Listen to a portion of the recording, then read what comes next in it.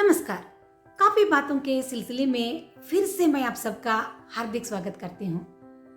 आजकल हम अधिक सुनने वाला एकमात्र शब्द है तनाव यानी स्ट्रेस। स्ट्रेस से बाहर आने के लिए अनेक लोग डॉक्टरों के पास जाते हैं, औषधियां भी लेते रहते हैं। डॉक्टर्स भी औषधियों को देने के साथ साथ एक सुझाव भी देते हैं कि दिन में कुछ समय के लिए उन्हें ध्यान करना चाहिए। ध्यान उनकी मानसिक स्थिति को संतुलन बना देता है। तो कुछ लोग ध्यान करने के लिए जब बैठ जाते हैं, उनके मन में इतने सारे अनगिनत विचार आते रहते हैं कि वे ध्यान अवस्था में प्रवेश करने में संपूर्ण असफल हो जाते हैं। तो उन लोगों के लिए समाधान देने वाले विचार लेकर हम इस वीडियो में आए हैं, जिसे हम कॉन्शियस मेडिटेशन पद्धति भी कह सकते हैं। मेरी एक सहेली है जिनका नाम है आशा रघुनाथ, जो योगा और ध्यान अवस्था में एक उच्चतम शिखर पर है। वो कहती है, आपको कॉन्शियस मेडिटेशन के लिए कुछ खास करने की जरूरत नहीं। जिस काम पर आप लगे हैं या तो जो काम आप करने जा रहे हैं, उसको आप संपूर्ण भाव से ध्यान लगाकर करना ही कॉन्शियस मेडिटेशन है। अगर आप खाना बना रहे हैं तो संपूर्ण ध्यान उस काम पर आप केंद्रित करके करना ही ध्यान स्थिति से समान लाभ आपको देने वाला है।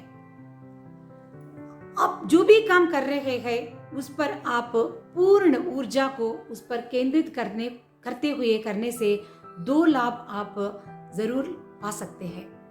एक तो उस काम की गुणवत्ता को आप बढ़ा सकते हैं, दूसरा आपका मन संपूर्ण उस काम पे लग जाने के कारण अनावश्यक विचार आपके दिमाग में प्रवेश नहीं कर पाते।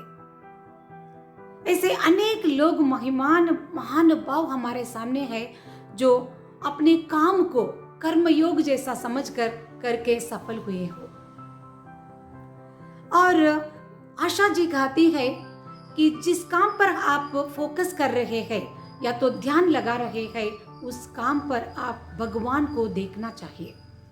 जैसे विधान सौदा के ऊपर एक कोट मैंने पढ़ा था, वो बार बार मुझे इस अवसर पर याद आ रहा है।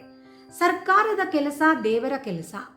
इसका अर्थ है कि आप सरकार का जो काम कर रहे हैं, समझ लीजिए कि आप भगवान का काम कर रहे हैं। तो यही कोट को हम बाकी अन्य काम पर भी लागू करके देख सकते हैं। जो भी काम आप कर रहे हैं, भगवान का काम समझकर जब करते हैं तो उसमें एक तरह की पवित्रता भी आ जाती है और अनावश्यक विचारों से हम उस काम को जोड़ने की कोशिश भी नहीं करते हैं। हाल ही दिनों में मैंने एक किताब पढ़ी, 7 habits of highly effective people, जिसका लेखक है स्टीफन कोवे। वे कहते हैं, हमारे मन में जितनी भी समस्याएं हैं, हम उनको दो भागों में विभाजित कर सकते हैं, areas of influence, areas of concern.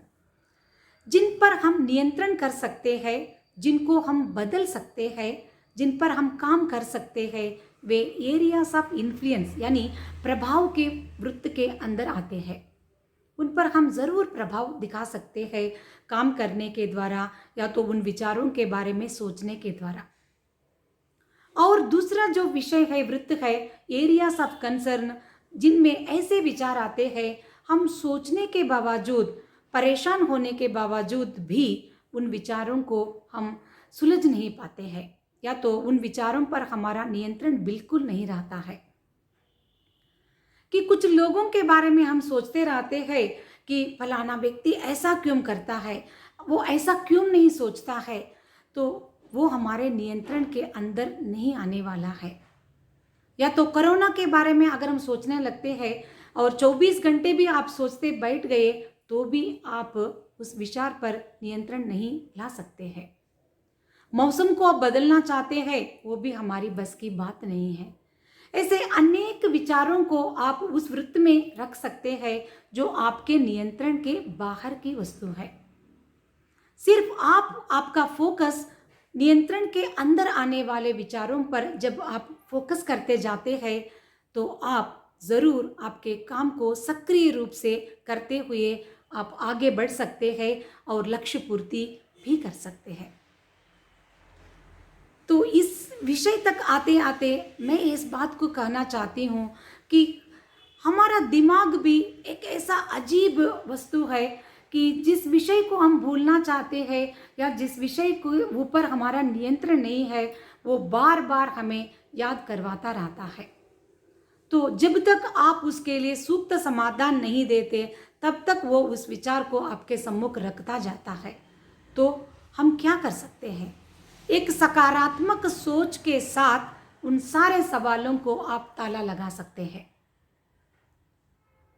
हर एक व्यक्ति के लिए आपके पास नियंत्रण नहीं है, उन सब के लिए एक सकारात्मक सोच के साथ आप उन समस्याओं को भूल जाइए और जाने दो कह दीजिए, और आपका मन, आपका ध्यान पूर्ण रूप से, सक्रिय रूप से नियंत्रण करने लायक विषयों के ऊपर आप फोकस कर दीजिए। आप ज़रूर अपने लक्ष्य के पास खड़े हो जाएंगे और सफलता हासिल करेंगे। यही कॉन्शियस मेडिटेशन सिद्धांत भी कहता है। आप सचेत होकर किसी भी व्यक्ति के लिए नकारात्मक ऊर्जा ना पैदा करना ही सकारात्मक यानी कॉन्शियस मेडिटेशन के अंतर्गत आने वाला है।